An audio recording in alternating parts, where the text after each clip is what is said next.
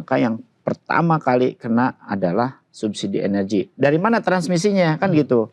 Ketika harga minyak naik, ya maka akan mendorong kan di situ harga logistik domestik akan naik.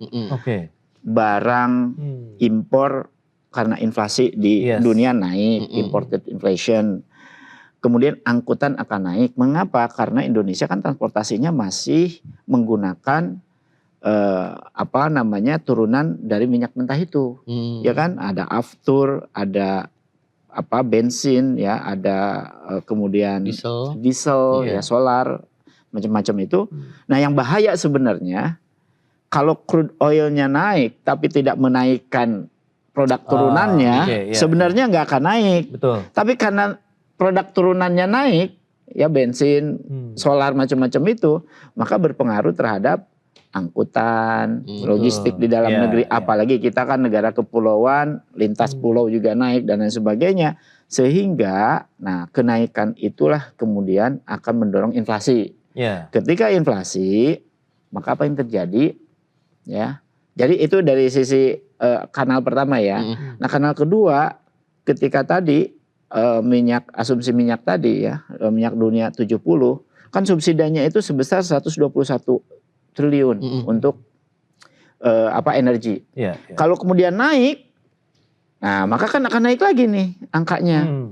Ya, jadi kan asumsi 121 itu triliun untuk energi itu karena dari asumsi 70 US dollar per barrel. Ketika naik katakanlah 1,2 sampai 20, 30 US dollar, maka asumsi ini mau tidak mau akan membengkak nih, tidak 121 lagi. Tapi hitungan kita, kami sudah menghitungnya, kalau perang ini selama 2 minggu, kalau perang ini 1 semester, dan kalau perang ini 1 tahun, kita sudah simulasikan, sudah ada simulasikan.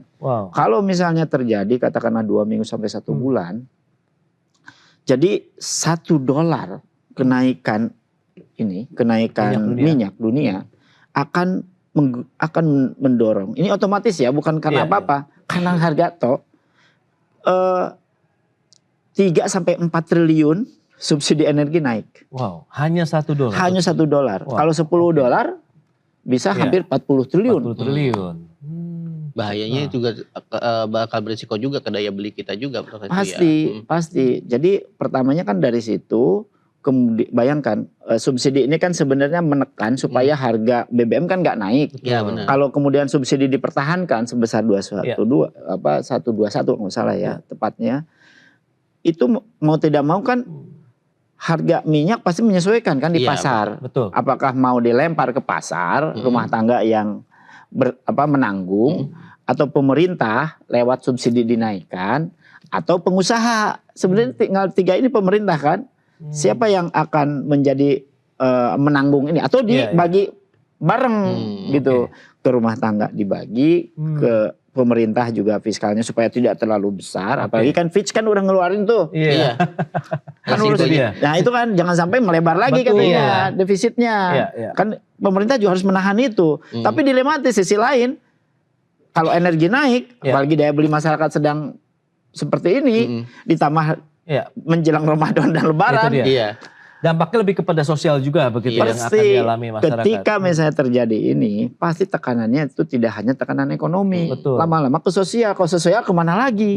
Ke stabilisasi. Itu dia yang harus sebenarnya yang harus diantisipasi oleh pemerintah. Nah Pak Rizal, kalau kita lihat dari kekuatan APBN kita, begitu kan pemerintah juga masih pede begitu ya dengan adanya gejolak ini, dengan tidak menaikkan harga BBM, kemudian fluktuasi rupiah juga katanya masih tetap terjangkau begitu. Nah, Anda melihat bagaimana sebenarnya kemampuan APBN kita di satu sisi penerimaan tadi yang juga disorot oleh Fitch Rating, tapi di satu sisi kan memang kita masih terus berupaya nih yang meningkatkan penerimaan di paling tidak kuartal 1 ini begitu.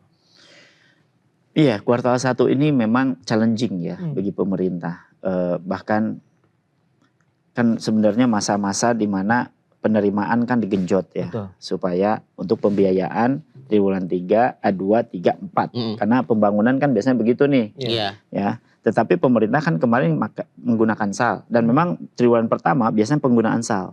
Cuma SAL ini kan sekarang untuk likuiditas nih. Ya kan biasanya kan SAL itu ada di Bank Indonesia itu 450 triliunan.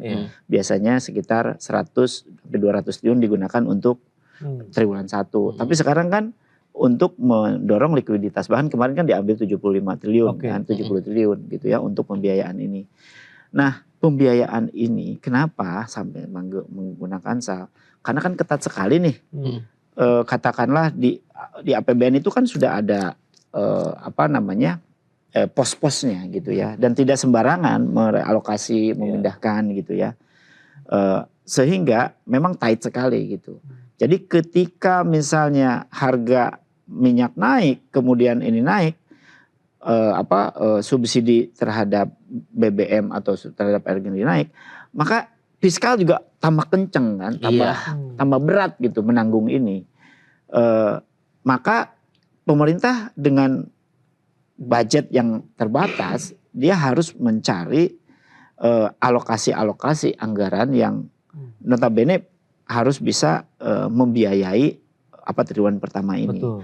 Jadi triggernya memang bayangkan triwulan 1 sekarang itu momennya banyak sebenarnya. Gongsi Pacai, ya, terus juga Nyepi, terus Lebaran, Ramadan. Dulu kalau kita lihat tahun-tahun sebelumnya, biasanya sama triwulan 2 tuh nyambungnya, kan kehitungnya kan biasanya bulan April, Lebaran. Nah sekarang kan triwulan 1, sebenarnya momen itu harus dimanfaatkan betul untuk mendorong perbaikan consumption, ya melalui apa? Nah ini stimulus-stimulus yang produktif harusnya. Nah, apakah pemerintah kemudian memanfaatkan momen ini? Nah, nampaknya memang men-trigger kemarin kan sekitar 12 triliun. Ya. Katanya mau tambah lagi 100 triliun. Nah, kan mau ditambah lagi. Ditambah lagi stimulus ya lewat himbara. Tapi ternyata kan lihat dari historis tahun lalu ya ternyata bukan urusan likuiditas, tapi serapan kredit terhadap likuiditas perbankan gitu. Toh perbankan itu nggak kekurangan uang. Betul. Iya benar. Cuma yang kurang itu bagaimana diserap oleh pengusaha masuk ke sektor real. Itu sebenarnya menjadi challengingnya. Besar banget. Jadi kalau ditambah 100 lagi jadi 300 triliun katakanlah. Ya bukan itu sebenarnya problemnya. Iya. Gitu. Nah, kalau dilihat dari sisi problem dari lah dunia usahanya, industrinya, kalau Pak Rizal sendiri melihat ada bottleneck di mana? Apakah sebenarnya serapan kreditnya juga lancar, jalan begitu, atau ada hal lain sih? Atau sebenarnya duitnya masih ngendep aja tuh di bank? Saya kira uang itu kan nggak boleh ke sektor non produktif, kan begitu mandatorinya ya. Ketika artinya si pelaku usaha ini harus betul-betul yang sektorial dan produktif.